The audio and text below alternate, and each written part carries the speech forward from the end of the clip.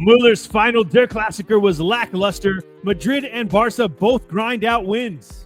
Liverpool extend their league at the pinnacle of English football, and the battle for Rome ends in a feisty draw. All this and more on this episode 59 of the No Business Soccer podcast. Snooze, kick us off. Let's dig in.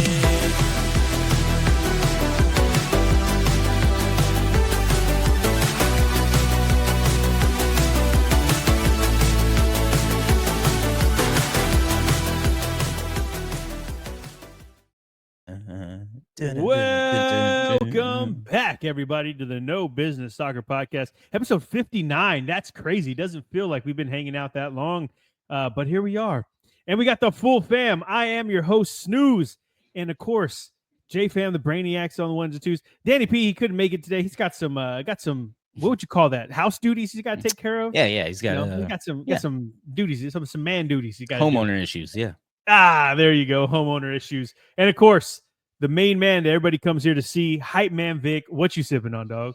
I'll tell you what I got today. It's a very special bottle. It almost got us hunted down. I'll tell you that story here in a second here. But really hard to find Fortaleza Reposado. I've been on a tequila kick here, and this is absolutely delicious. So much roasted agave. I actually got a pretty heavy pour, so this is going to be fun.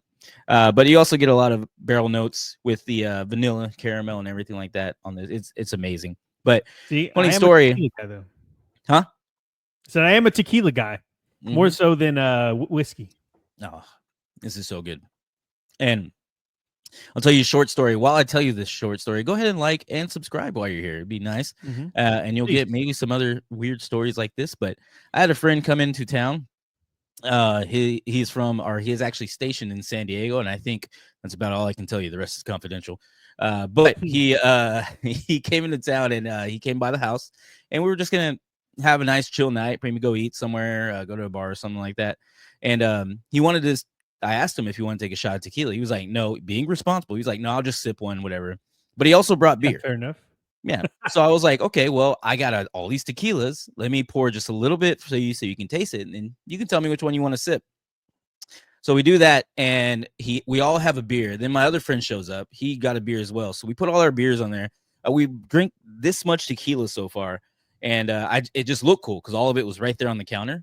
And so I took a picture of it, and I posted it, and I was like, yeah, my friend's been here for like 8 minutes. This homie's been here for like 8 minutes, and we're doing all of this. And then we left. We went to this bar just to get a beer, and his wife called. His mom called me. They were like, "Hey, what are y'all doing? Y'all need to chill. Y'all need to relax." And this was on like a Tuesday or a Thursday night. I'm like, we were. I swear, guys, we're way too old for that stuff. But we almost got hunted down. It was a joke. Yeah, I was like, it just looked cool. It just looked really cool. But yeah, we almost got hunted down. I think, his mom was ready to come get him and everything like that. So. You would have been in trouble. But this is completely worth it. So this was what he was sipping. That was kind of the whole deal of that thing. But yeah, this was what he was sipping. Well, the God spared you because what do they say? There's no wrath. Hell hath no wrath. You know what the hell? Hell hath no fury as a woman scorn. Yeah. There you go. We're not historians here. I'll just leave that out. Whatever. Just Danny P can put the actual quote, dubbed over what we just said. Yeah. Fix it in post. Fix it in post. Well, today we have some actual soccer to talk about, and we have a full lineup. We have Serie A, La Liga, Bundesliga, and Premier League to cover. To go with the look ahead for the UEFA competitions, the final. Or the second leg of the quarterfinals is coming up this week, today, if you are watching this on Tuesday. And we have, before we get to all of that, boots on the ground for our Austin FC Minute.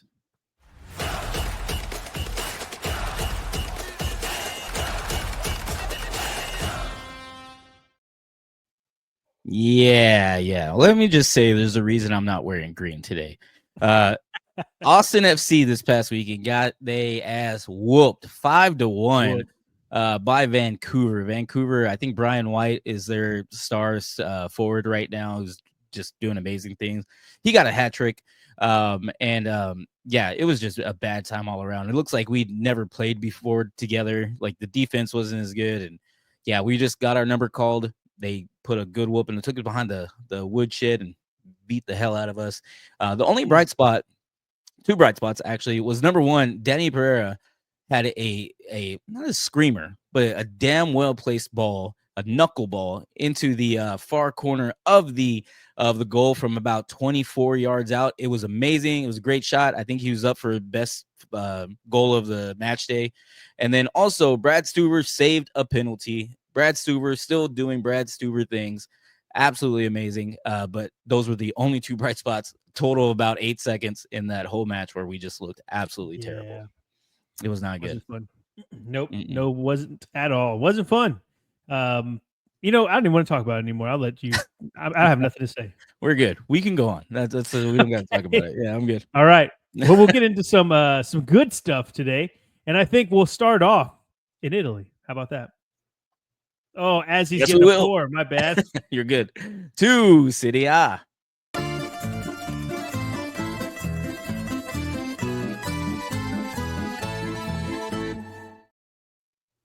Yeah, we had some bangers. We had some good stuff going on this weekend, and it all kicked off on Friday in Serie A with Milan, and Milan get one back in the win column as they beat Udinese 4-0.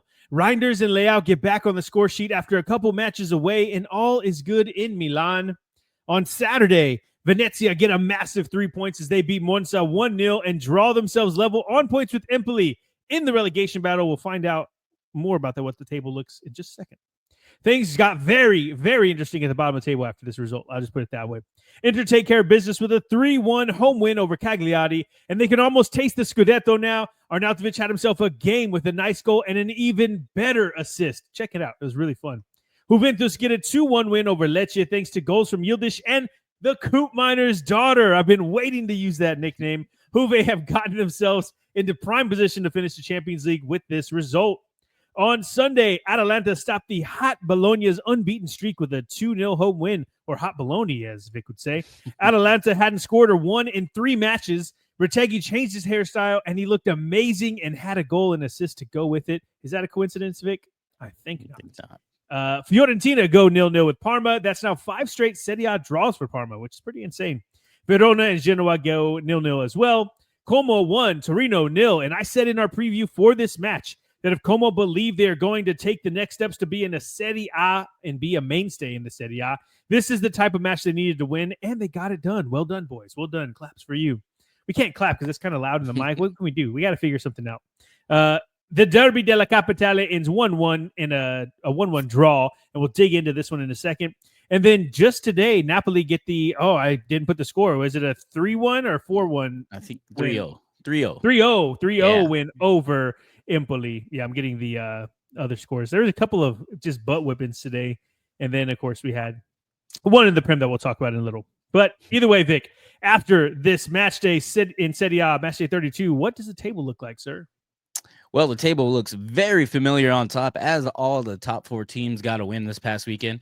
You got Inter Milan on the top with 71 points. Followed behind them is Napoli with 3 points behind them with 68 points in the number 2 spot. Atalanta still hold the number 3 spot with 61 points. And then Juventus will round out our top 4. Not tickling yet. Round out our top 4 with 59 points. Again, all 4 teams getting wins, so not much change up there. I will say, though, Bologna did get a lose. They are actually tickling the top 4 now because they did lose. And now they have the 5th spot, just 1 point ahead of Lazio, who are in the 6th spot with 56 points. And we will talk about their match in just a little bit. But if we look at the bottom of the table, would you believe it? Venezia. I might have to give them like a different star or something. They are climbing the ranks there. Look at that.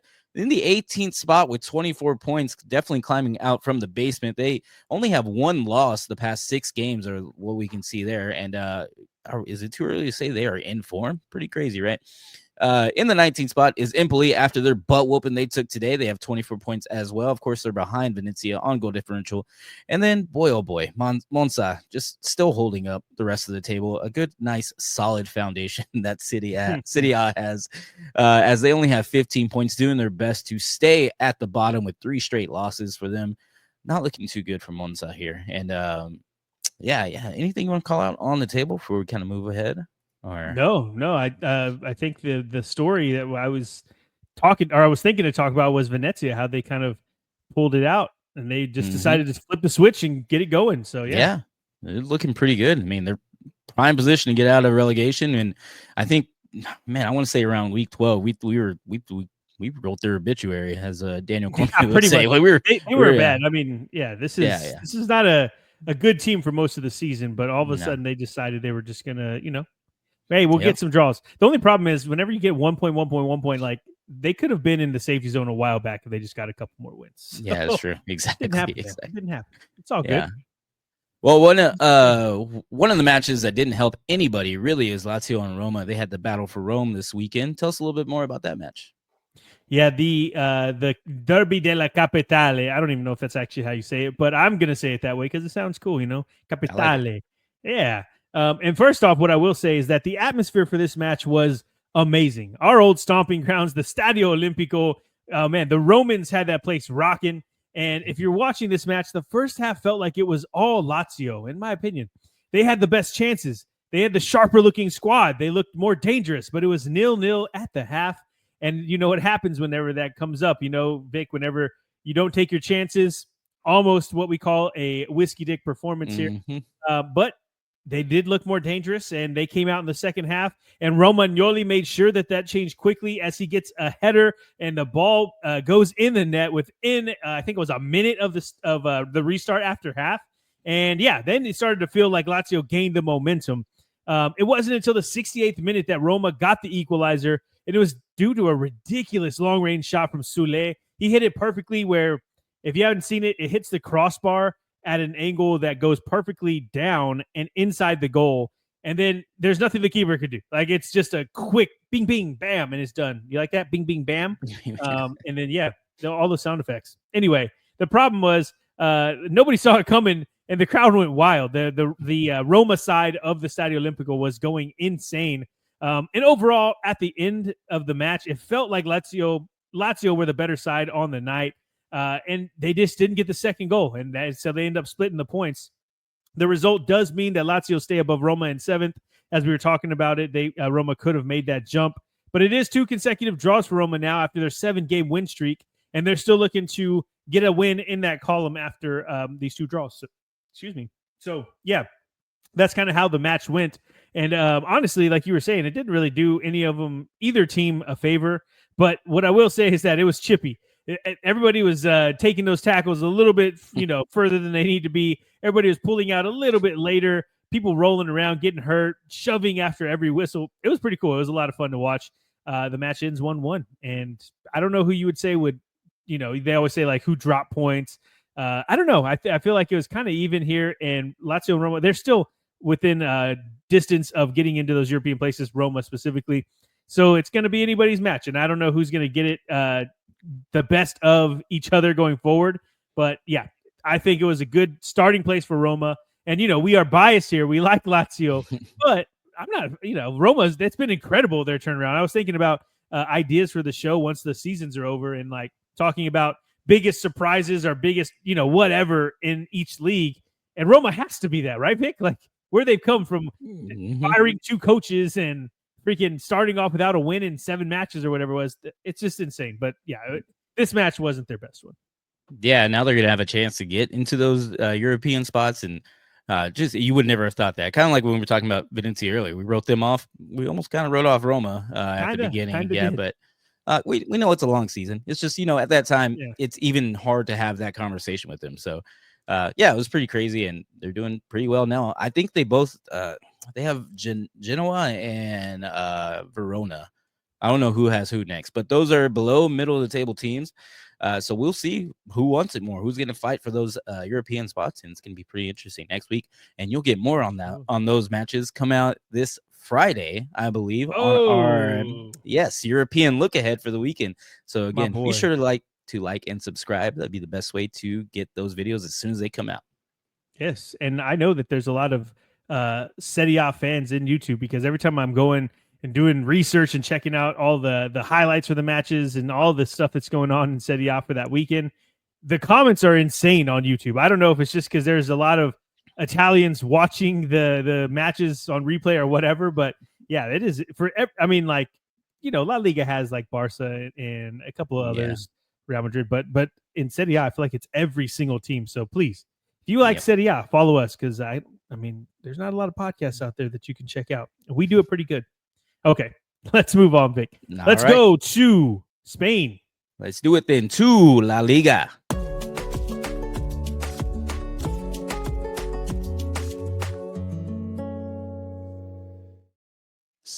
Smooth. Yes, sir. In La Liga, we had some fun, some results. I don't want to say unexpected results, but kind of. And it all kicked off on Friday when Valencia got a 1-0 win over Sevilla. And it's now three. It's now three.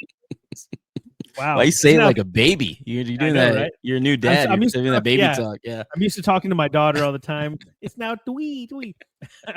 Anyway, it's now 3 wins in a row for Valencia. And what Corberan has done to this Valencia team since he took over the manager role in December is incredible. I'll have to do a whole breakdown of it, looking at what they were doing before him and after. I mean, it's insane. They just flipped the switch, and now they're closer to mid-table, Vic, than they were to the relegation zone. So it's such an awesome turnaround. On Saturday, Real Sociedad dropped points at home in a 2-0 loss to Mallorca. It was a match they dominated and still lost, and this might have stopped their European hopes and dreams, and yeah, they're not sitting pretty right now. The mighty Getafe dropped points at home to Las Palmas in a 3-1 loss. Fabio Silva for Las Palmas has been on fire recently, and he deserved to get a win for them sooner rather than later, and he gets a brace in this one. And then Espanyol shocks Celta Vigo on the road in a 2-0 win. Celta are unbeaten in 5 matches, and with that win, Espanyol have won back-to-back matches and put some distance between them and the relegation zone. Things are starting to clear up, and we'll find out here in just a moment whenever we go to the table with Vic. Barcelona grind out a tough 1-0 win over Los Pepineros on the road.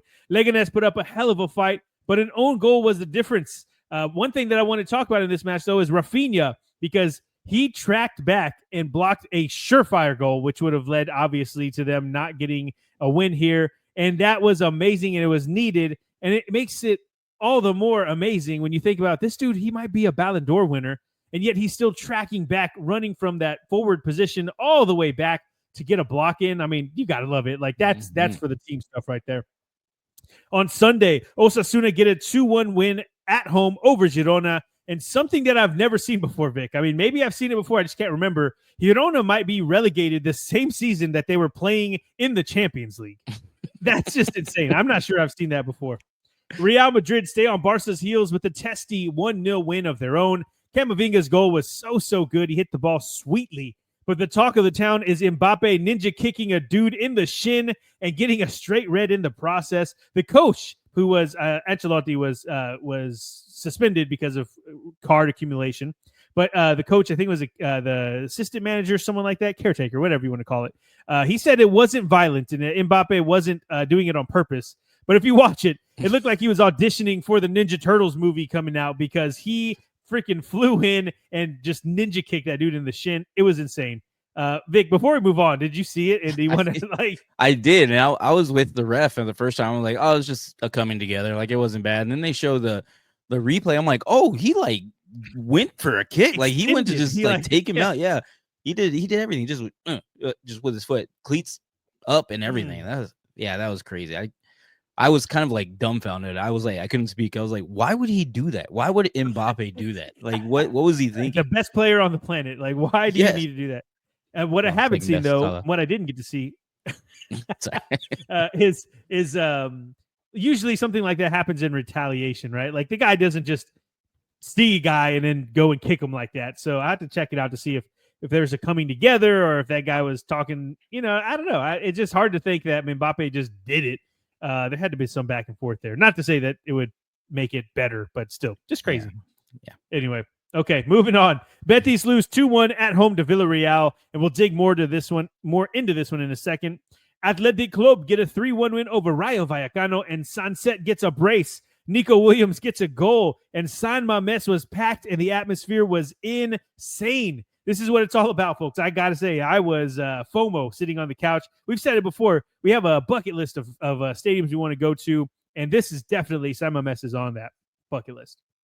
Gotta love it, of course. And one thing I will say before we move off of this is that I hope that Athletic Club get to the Europa League final, because that would be awesome. A final at their home stadium, and they can win a European trophy. That'd be amazing. That'd be awesome. And then Atleti get a 4-2 win over Valladolid. Sorry.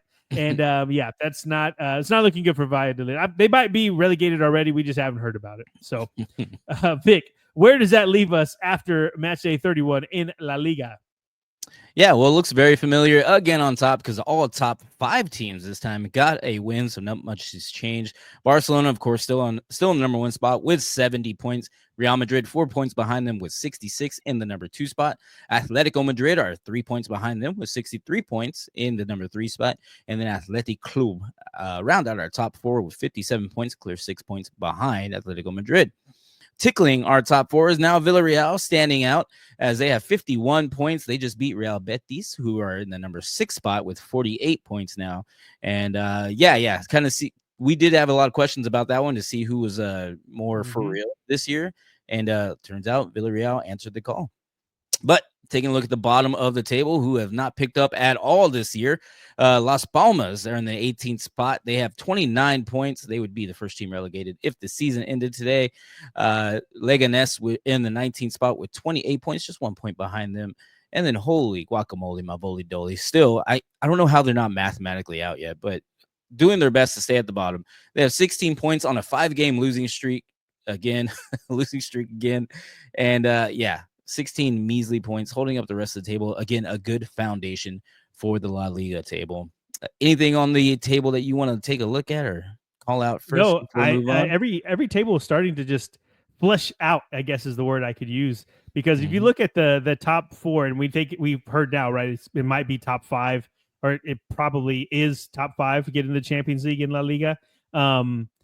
Those gaps are starting to pretty much widen out. Like Celta Vigo, they might be in the Europa League or Conference League spot, but there's a 5-point gap between them and Betis. What is that? 6 points to Athletic Club and Villarreal. So yeah, I think everything is starting to solidify. And the one thing I did want to call out at the bottom of the table, though, Real Valladolid. So this was match day 31. There's 7 more match days, 7 times 3, 21. Yeah. So they're not mathematically out yet. Exactly. That's what I was trying to figure out. Like technically, but no, they're not. They're not. Okay. But if Leganés scores, if they get 3 wins, well, that's going to be hard for them to do either. Then they're all being relegated anyway. We all know it. It's all good. Yeah. But that's all for me. Yeah, this week, again, like we said, Villarreal handing Real Betis their first loss in a very, very long time. Tell us about that match, Snooze. It was pretty cool. I got to watch most of this one live, and then I've always go back and check the highlights just in case I missed something or there's something I didn't see. But in this one, when I was watching it, it felt like it was a pretty evenly played match that Betis were kind of getting after Villarreal for most of it. And they were at home, and so, of course, they were trying to push that win. But Betis and Villarreal, they put on a show is one thing that I'll say. It was a great match and a great result for Villarreal. And I have to admit that I didn't see it coming because I, for one, going in, we talked about it. Betis were on fire. They have all the talent in the world. They got everybody's favorite GOAT, Antony. And it was really crazy to see them kind of struggling for form in front of goal because Villarreal did not. Barry and Ayoze Perez were really good and took their chances when they came, and that's why it's a 2-1 win for Villarreal. But Betis, man, Antony was electric every time he had the ball. Going down that wing, putting in crosses, he was just really good. It's starting to, it's not a joke anymore. This guy, he's actually good. Maybe he's just not good enough. That sounded wrong to put it that way. Maybe he just wasn't good on the Manchester United squad, but he is very good, and he's a lot of fun to watch. The one that really bothered me, though, was that Isco, who's been the talisman for this Betis team outside of Antony, actually, kind of going on this run, right? He's been the guy who they've been to or they went to time and time again to get these points. And he had pretty much 2 or 3 clear chances to win this match or at least get them level, and it didn't happen. Specifically talking about a one-on-one chance he had with the keeper in stoppage time to draw them level, and he clears the keeper. He could have easily scores, but he hits the ball wide of the target, and they lose this match. It's weird to see it because you would think that the way that they were coming in, and it's a home match, that they would find a way to get it done, but they were not. But I've said it multiple times on the show and throughout the season. Villarreal, even though it hasn't been their sharpest season, is starting to turn out that way. They didn't start that way. Man, they know how to grind out these results. It's a culture there. They're used to being in Europe, and they're going to get there somehow, some way. And it was really cool to see these teams battle it out. I think there's a chance that they can still end up battling it out, just not directly for that spot, that 5th spot for the Champions League in La Liga. But yeah, it was a fun match to watch, Vic. It was a lot of fun. Anything that you want to say about this match, or anything that caught your eye before we move on? No, I was busy during this time, but this was the match I was kind of upset I was going to miss. And yeah, it seems like it was a pretty fun match, at least to watch. And man, I just wish I had more time this past weekend, but I was really interested in it. That's why you cut your own grass, so you don't have time to watch soccer. I mean, I pay someone, so this is an inside joke because he always makes fun of me for not cutting. But see, if you he doesn't know how to cut his own. He doesn't know how to work a lot. That's the only you could have watched the match if you just pay someone to do it. Stimulate the economy, man. Okay. Let's get out of here. All right. Let's go to Germany. Let's do it. To Bundesliga.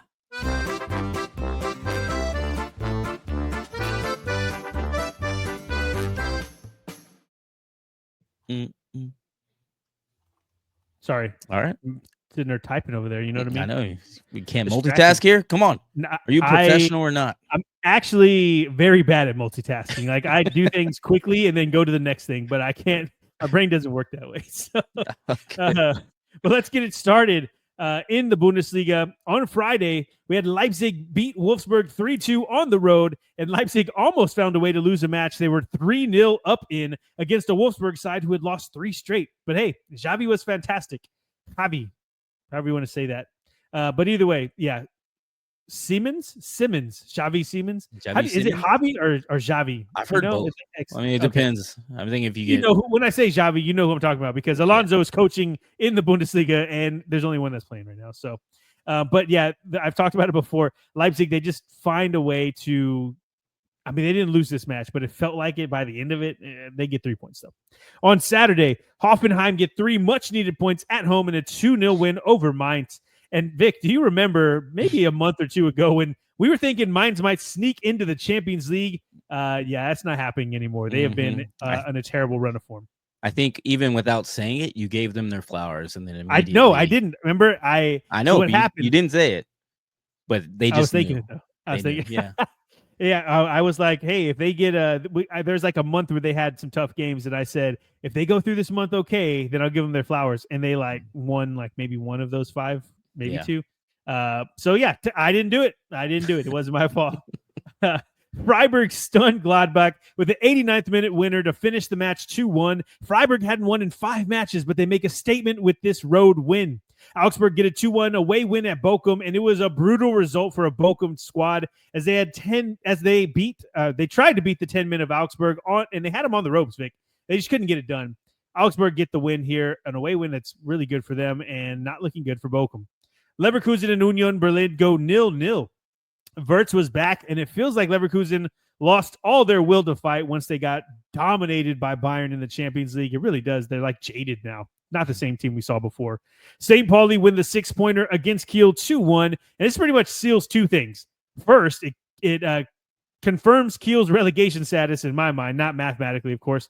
And second, St. Pauli's safety is secured as well because both teams – They needed to win these matches to kind of tell us where the season was going to end, and St. Pauli got it done. Dortmund 2, Bayern 2 will break down Der Klassiker in a moment. And on Sunday, the Stuttgart misery continues as they give up a goal in the 90th minute to lose 2-1 to Werder Bremen. Bremen have now won 3 matches in a row and are only 3 points from a European spot, Vic. Quite the turnaround for them if they can make it happen. And Eintracht Frankfurt get a 3-0 home win over Double H as they are heating up just in time for their end stretch of the season. And the Europa League campaign continues as they're on their hot streak against my Spurs. So not a good time to take this team on. And you'll find out why when we get to the Prem. Okay, Vic, where does that leave us after match day 29 in the Bundesliga? Yes. Bundesliga, again, looks very familiar up top. Bayern Munich are still in the number 1 spot. They have 69 points. Nice. Great week for them to get a draw, as Bayer Leverkusen also got a draw in the number 2 spot. They have 63 points, a clear 6 points behind Bayern Munich. And then a clear 12 points behind Leverkusen is Eintracht Frankfurt with 51 points. Again, these spots are getting a little spread out. The top 3 are, and then there's only 3 points between Eintracht Frankfurt and RB Leipzig with 48 points in the number 4 spot, rounding out our top 4. This is where it gets interesting because from 4, 5, 6, it's only a 3-point differential. And then if you add in the 7th, it's a 4-point differential, all fighting for the Europa League spots, all fighting for a Champions League spot, possibly. We will find out soon enough. But RB Leipzig have 48 points in the number 4 spot. Mainz are tickling our top 4. They're in the number 5 spot with 46 points. And then Freiburg, just 1 point behind them, also tickling our top 4 because they're right there with 45 points with their big win against Borussia Mönchengladbach. Good on them. And then not good on these two down here. Bochum, as you said a little while ago, tried to get it done, but they could not. They are in the 17th spot, first team relegated if the season ended today with 20 points, doing their best to stay down there with 4 straight losses. Holstein Kiel, though, is keeping up the rest of the table, a nice, solid foundation. After the loss we just talked about a little while ago to St. Pauli, looks like they'll be down there for quite a while. They have 18 measly points holding up the rest of the table. And, yeah, we're getting a lot of those top 3 spots, I think, are locked. And I think it's about 3 bottom spots are locked as well, or pretty damn close to it. Shape. And, yeah, like we said earlier, like you said earlier, it's starting to take shape. And anything you want to call out on this table before we move on? The only thing is talking about Mainz, actually. That's I'm not to harp on a team because I don't have there's no ill will here. But in the YouTube comments of this, the highlights of the match, I was telling them, like, this confirms to me that Mainz are not going to be in the Champions League. And, someone was like, oh, they still can. And I said, well, you're right. Mathematically, they can. But they're, 1 point away from Freiburg. And what is that? 2 away from Gladbach. Hell, only 4 from Dortmund. But the reason why I say all that is because, just like you were mentioning, points are kind of at a premium right now. And there's 5 matches left, Vic. In those 5 matches, Mainz, who, as you can see, they've only won twice and they haven't won in the last 4 matches. They have Bayern Munich, pretty good team that they had to play in the last 5. Then they have Eintracht Frankfurt, pretty good team that they have. And then the last match day of those 5, they have Leverkusen, which is pretty good. So they play the top 3 in the last 5 matches of the season. I just don't see it happening, man. I don't see him doing it. But the gentleman that talked to me on YouTube, he is correct. Mathematically, they're not out of it yet. It's just it's not looking good. Okay. That's all I had. Yeah, well, things are heating up, and it's going to get really interesting for those 3, 4, 5, 6 spots, or 4, 5, 6, 7 spots. Not really a 3 spot, but everyone's eyes this past weekend was on Der Klassiker. Tell us about that match and break it down for us, Snooze. It was actually pretty fun for I would say lackluster for one side, but pretty fun overall if you're just a mutual fan.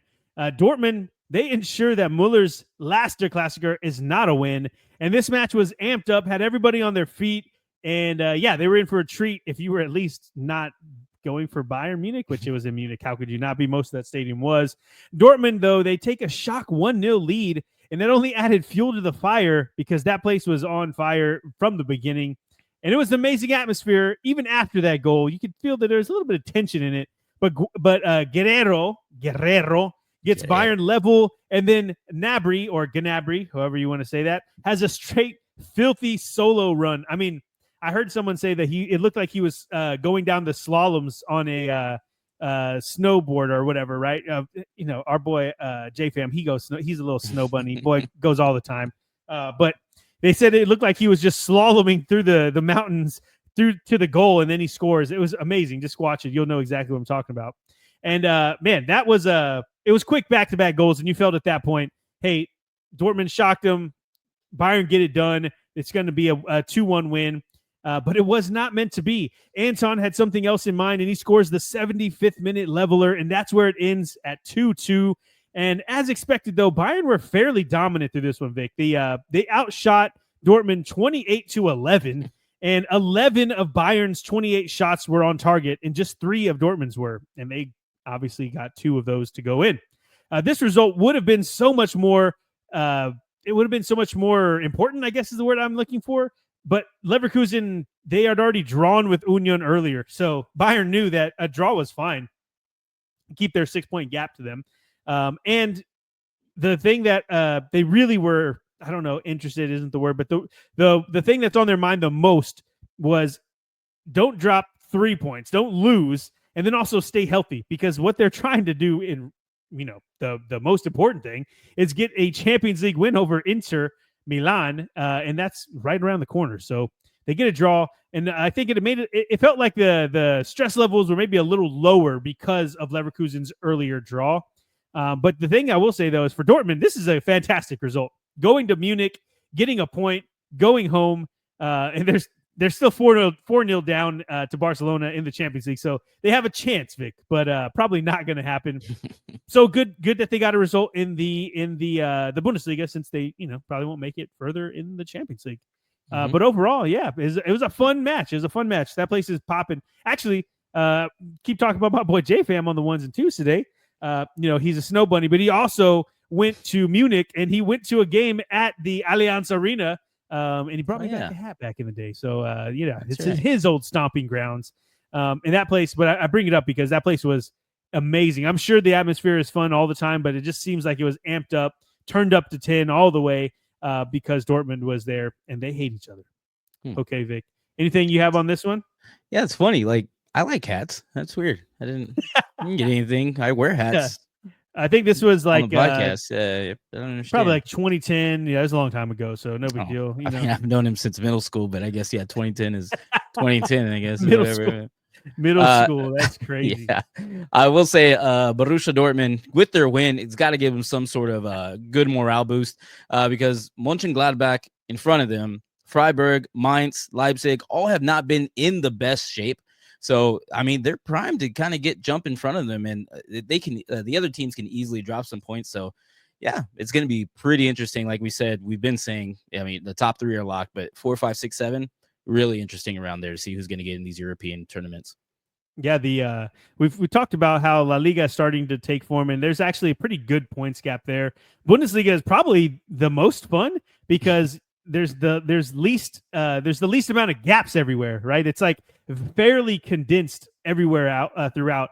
And even the next league we'll talk about, the Prem, even there, like obviously Liverpool won it back in freaking January, so there's no fun in that race anymore. Well, for you if you're a Liverpool fan, a little bit of fun. Yeah, I think the Bundesliga has the most up for grabs spots, I guess is the best way to put it.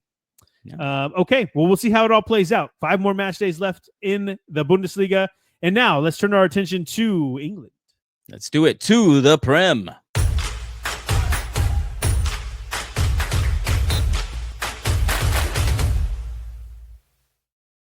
Straight up marching band. Yes, I know. I love it. And things did not get started on Friday, as I was just about to say. It started on Saturday. Crystal Palace beat Manchester City to 2 goals for about 33 minutes, and then City scored 5 unanswered and dominated the rest of the match. That's how Vic told me that whenever we had an event that we were at, and he told me that way, and I was like, that's funny. I'm going to use it for the pod. Villa do what everyone seems to do and beat Southampton. It's 3-0, and now they can turn their heads back towards PSG. But if you're watching the match, they actually didn't score their first goal until like almost the 70th minute against the Southampton squad that are absolutely horrible and relegated already. But they get it done, 3-0. It looks a lot worse than it actually was. Everton are taking us on a journey because they are singing "Don't Stop Believin'" as they get a stoppage time winner for the on the road to beat Forest 1-0. This result puts Everton above Spurs and Manchester United in the table. Well done, you Evertonians. Brighton somehow get to 2 penalties and still fail to beat Leicester at home. Say what you will about this Leicester side. They're pretty bad, but that traveling supporter section over there in Brighton was incredible. I don't think they're very close. I mean, I know Brighton is like coast, like South Coast. I don't know how far up north or mid, wherever you want to say Leicester is. I don't know where it's at, but I do know that it's probably not an hour. It might be longer. And that place was packed out with Leicester fans who know that they're going down. And so anyway, it's incredible. It's awesome to see that. Way to go, Leicester fans. And hey, the Leicester team, they got a draw. There you go. Arsenal continue their trend of putting their Premier League season on ice to prioritize the Champions League. They draw with Brentford at home 1-1 with a trip to the Bernabeu looming. And man, I'm excited to talk about that one. Sunday, Ipswich hold on to 2 first-half goals to get a 2-2 draw with Chelsea at Stamford Bridge. It dents Chelsea's Champions League hopes, but that's about it for this match. Wolves beat Spurs 4-2. Wolves haven't scored 4 goals all season besides this match. They haven't scored 4 goals since February of 2024, and they found a way to make that happen against Spurs. Ange might get sacked in Frankfurt if he does not win that match against Eintracht in a couple of days' time. Liverpool extend their lead at the top of the Prem with a 2-1 win over West Ham. And does this mean they were back for Liverpool winning the title in against Tottenham, Vic? Is that on again? That's exactly what it means. Yeah, back on schedule. We're back on schedule. Newcastle demolished Manchester United and do it in style with a 4-1 win. Not a good momentum builder for United now going into their second leg of the Europa League tie with Lyon, and it is a sour taste in their mouth, as is Spurs. On Monday, Bournemouth today, they get a much-needed home win against Fulham. The match ends 1-0, and Bournemouth back on the win column. Okay, Vic, where does that leave us in the Prem after match day 32, sir? Yes. Well, the future champions are still number 1. Liverpool have 76 points, a clear 13 points ahead of Arsenal, who are in the number 2 spot with 63 points. Nottingham Forest, with their loss, still have the number 3 spot with 57 points, although they are getting really, really close because Newcastle United is just 1 point behind them with 56 points. And then 2 points behind them is Manchester City, rounding out our top 5, we will say, as we have 5 Champions League spots now available for the Premier League. And Manchester City have 55 points in the 5th spot, a bunch of 5s, so the Manchester Cityans. And pretty crazy because I was really hoping Chelsea would be able to get a win this past weekend. They were not. We're held to the draw, but they still round out tickle our top 5 with a Europa League spot in the number 6 slot with 54 points. And then tickling the number 6 spot, since we have to move everything down, is Aston Villa. They actually have 54 points as well, with Chelsea, of course, behind Chelsea on goal differential. But taking a look at the bottom of the table, we'll start at the bottom because Southampton is the first team relegated if the season ended today because they are already relegated. They're in the 20th spot with 10 measly points, barely getting in the double digits. Above them is Leicester City with 18 points. They're doing their best to stay down there. Even though they did get a draw, they were on a 5-game losing streak with 18 points. Leicester City are in the 19th spot. And then Ipswich Town fighting for their life, but it's not going to be enough because they are 14 points behind West Ham in the 18th spot with 21 measly points as well. Bottom of the table looking locked up. Top of the table looking locked up. Anything you want to call out on this table before we move on there, Snooze? There's not a match that we called out, so we'll just keep this up, J-Fam. Let's talk about this table for a second because some of the teams that I was hoping would take a step this season were Bournemouth, Brighton, and Brentford because they were teams that we had kind of pegged to go a little bit further. They put a lot of investment into the team, into the squads, specifically Brighton, especially with the coach coming over for St. Pauli. It's like, 32 years old? I can't remember how old he is. But it's just kind of fallen off the rails at the end of the season. It's really weird because the way they kind of carried through, even through up to December, Brighton were looking really good. And now they're mid-table, hadn't won in 4 matches. They're just not getting the results that you would expect, especially they were playing against a Leicester side that were really, really poor. So I don't know. It's just kind of crazy. Of course, looking at the very bottom of the table, Spurs, United, West Ham, those teams that usually aren't there. So everything's kind of weird this season. It's weird to talk about a Brighton squad who are usually not even that high. Now, it just feels like they could have taken advantage of this year because I don't know how many more seasons you're going to see United, Spurs, and West Ham towards the bottom of the table. So I'm hoping that there are some surprises. Obviously we have Nottingham Forest too. It's not really a surprise anymore, Vic. Look at them. They're doing it, man. They're the only thing is they did drop those points. So yeah, they dropped 2 in a row. Might get jumped. But there's saving grace is that the top 5 spots will be the Champions League. So we'll see how it falls. But now, do they play? Let's see who they play coming up. I'm just curious. Forest. Nottingham. Oh, Forest. Let's take a look. Let's see. I'm curious to see if I think they'll do it. I know we need our numbers analyst. guys. Where's he at? Yeah. It was John. Let's see. Oh, they have Spurs. Tottenham. Yeah, they play So Tottenham it's next. probably a win. They have Spurs, Palace, Brentford, Leicester, West Ham, and then Chelsea. Oh, wow.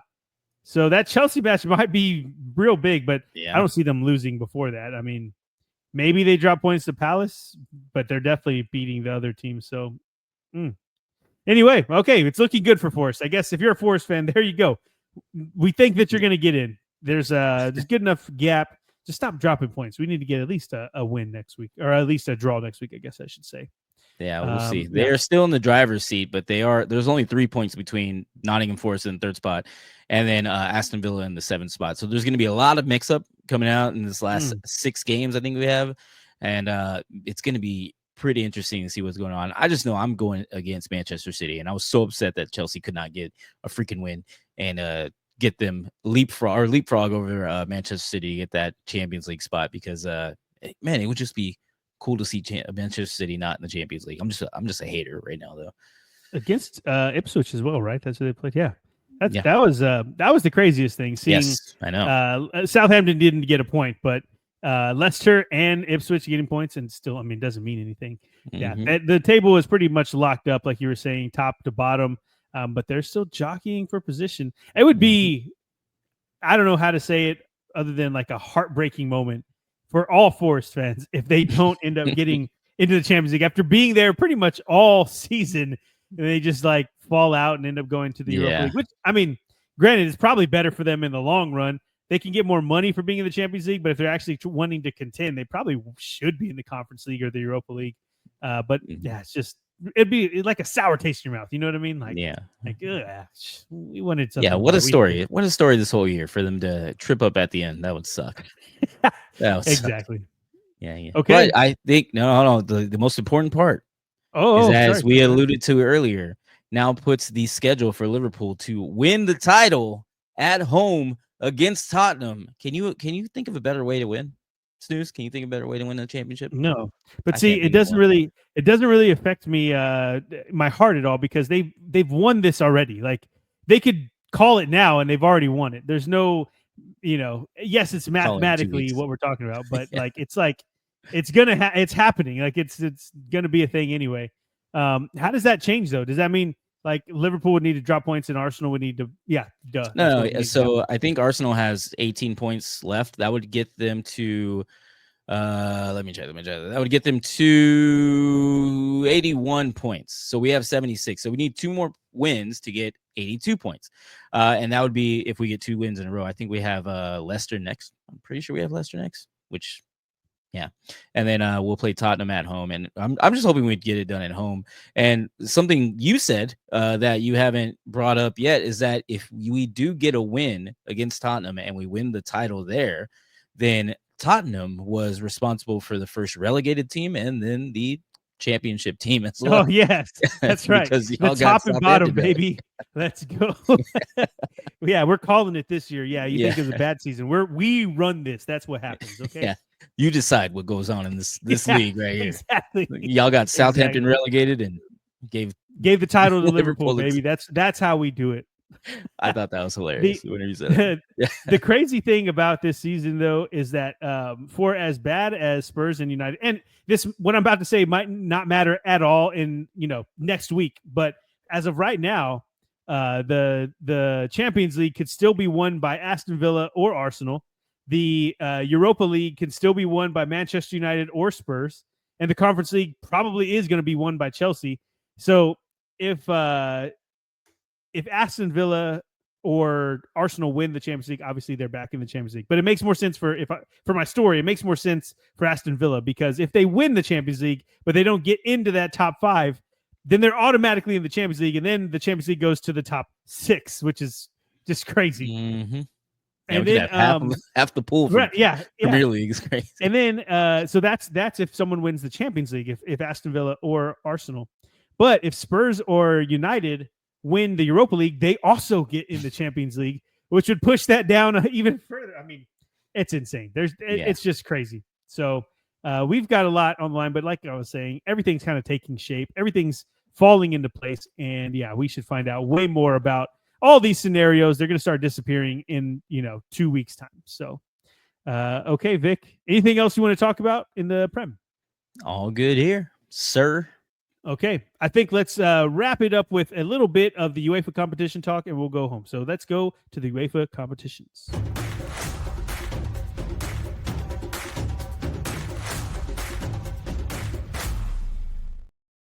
And we talked about this last week, so we won't dig too much into it, but we just want to recap what happened in the first leg of the quarterfinals in the UEFA competitions, and then talk about what we're excited to see this Tuesday, Wednesday, Thursday. If you're watching this, you would have already seen Tuesdays. Okay, let's start off with the Conference League, and we have Chelsea versus Legia Warsaw. Coming into the second leg, Chelsea have a 3-0 lead over Legia Warsaw, and that one will be at Stamford Bridge. So probably going to be a pretty substantial win for Chelsea there. Fiorentina had a 2-1 lead over Celje, and they go to Florence. So they're going to be at Fiorentina. Betis had a 2-0 lead over Jagiellonia Białystok. Nice. There you go. Very and nice. Rapid Vienna had a 1-0 win over Djurgården. Okay, that is the Conference League. Now, let us move on to the Europa League. I didn't talk much about those because I think we know that it's probably going to be a semifinal of Chelsea, Fiorentina, Betis, and one of Djurgården or Rapid. We'll talk about that when it comes up. Okay, the Europa League. We have Bodo Glimt with a 2-0 lead going into our Stadio Olimpico against our Lazio, and that one's going to be interesting. Lazio, they definitely have the talent to make it happen at home. But starting off with a 2-0 deficit is not fun. So we'll see how that happens. If Lazio get knocked out of the Europa League, that would be crazy. And I'll tell you why in a second. Rangers and Athletic Club ended 0-0, and that was in Ibrox. So now they go back to San Mamés, and Athletic Club have been really good lately outside of that 0-0 draw with Rangers. And we also have Manchester United and Lyon. They drew 2-2 last time out, and they go to Old Trafford on Thursday. So we'll see how that turns out. And the reason why the Bodo Glimt and Lazio match is kind of crazy in my eyes anyway is because Spurs and Eintracht Frankfurt, it ended 1-1 in Spurs at Tottenham, and now they're going to Frankfurt. So if whoever wins this match, let's say, I was going to say if Spurs win, but that's very biased. We're not a biased show here, okay? So whoever wins this match, if Lazio doesn't overcome that 2-0 goal differential, they might be playing Lazio for a semifinal. They might be playing Bodo Glimt for a semifinal to go to the Europa League final. I don't want to be disrespectful, Vic, but it's a small team. Yeah, that would be crazy. I still haven't looked at I need to look at their actual field and everything, their pitch. I want to see what it looks like because, that'd be crazy. It's pretty small. Take a Premier League. Well, you already took a freaking Serie A team there. Yeah, but taking a Premier League team there looks pretty cool. If you look at the all around the stadium, like the covered every time they were showing different panning views, there was hotels or not hotels. It looked like apartments, like just covering the stadium, or not covering, like surrounding, I guess is the word I'm looking for. Pretty cool. Pretty cool to see a small stadium like that. And where are they? Is it Sweden? I think it's Sweden. I have no idea. Oh, I thought you were looking it up. My bad. I'm trying to look for the stadium right now. Okay. No, it's all good. And while Norway. Okay, Norwegian Airlines. Norwegian Professional Football Club.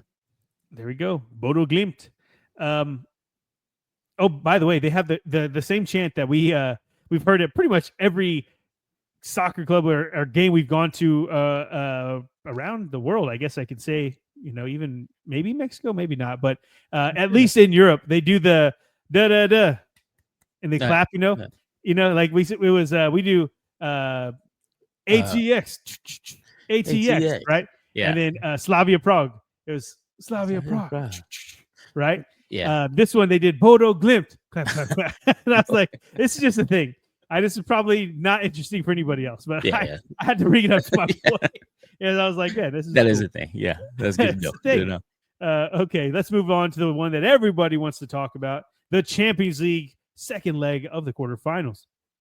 We have Bayern coming into the San Siro with a 2-1 deficit to Inter, and this one is going to be very, very interesting because from what I was listening to, I listened to the Gegenpressing podcast, shout out. They were just talking about how Vincent Kompany, he is a defender by heart. Like, it'd be like you having a team. Like you got that defense on lock, but not very inventive, I guess you should say, in the attack. And with Jamal Musiala being out, it's just they've kind of got anemic, if you will. And so it's going to be interesting to see if they can cover that 1-goal lead. Good thing it's only one going into this match. It'll be interesting to see. I don't want to say I think that Bayern will win because I don't know if they'll win, but I am hoping very strongly that they win this. Who are you rooting for? I think I'll go Bayern too. I just to get your boy Harry Kane some sort of trophy, some sort of hardware. Yeah. Okay. And then we have maybe the biggest surprise of the first legs, Arsenal coming into the Bernabeu with a 3-0 lead. And this one is going to be crazy because Real Madrid, they've overcome deficits before in the Champions League specifically. Like they can do it. And for Arsenal, I think that if it was any other team, you would expect that they would think they're going to win this, but still there's probably a little bit like just a little bit of doubt in their minds. And that may be all Real Madrid need to get in there, shove their foot through the door and then bust that thing down. But Vic, what I'm looking for is to see if Real Madrid can get an early goal. If they get one within the first, 15, 20 minutes, and then they have only a 2-goal deficit for the rest of the match, that's a lot better, but they have to score it early. They have to. Yeah, a lot of people are going to have a lot of people's ears are going to perk up if they do get an early goal. Right. But to me, like Arsenal's strategy has to be just like go around the 18-yard box and try to get a foul, right? So that Declan Rice can get a free kick. Like there's no way that that has to be their strategy. There's no way after the first game. Yeah. After the first game, how could it not be? It's going to be an interesting game. I'm excited. And that I don't have the schedule up actually. I don't know if that's on Tuesday or Wednesday. Do you have it? It is on Wednesday. 2:00. It's on Wednesday. Central. Okay. There you go. 2:00 Wednesday. And then we have Barcelona and Dortmund. And this one pretty much wrapped up. Barcelona have a 4-0 lead. They do go to Dortmund though this next round, or this next leg. So we'll see if that has any effect on anything. But a 4-0 lead is that's hard to come by. Plus, Dortmund haven't been firing in all cylinders, offensively speaking, anyway. So we'll find out. And then the one that I was most excited to see the first round, and I don't know if it'll be too interesting this round because PSG have a 3-1 lead going into Aston Villa Park for the second leg. And I don't know. I just for some reason, if it was a draw, if it was 1-1, 2, whatever. I would have felt better about it. But the fact that Aston Villa have a 2-goal deficit, I just don't see them being 2 goals better than PSG in any match. I just don't. Yeah. I can't see it. I don't either. And I know I said earlier I was kind of hoping Harry Kane would get some hardware, but like PSG is going to win it, right? Because they knocked Liverpool. They're still the best team in the world. Yes, that's right. That's right. Hopefully they can. Yeah, well, it's not Arsenal. Yeah, Bayern can try very much, but PSG's already got it won because they eliminated Liverpool. So exactly. Okay. I know have it. We just said we weren't biased, but hey, we're not biased with our takes for positive reasons. We are you're right. Very biased for our negative reasons, right? That's fine. Yes. Okay, Vic, we're approaching the hour mark. I thought we were going to be way quicker this time. Hey, that's crazy. So, take us home. All right. I won't take up much of your time. Everybody comment down below and let us know what you guys liked most from this past weekend. We'd love to talk to you guys, but thanks again. Like and subscribe. Best way to promote us. And we will all talk to you guys soon. Peace. Peace.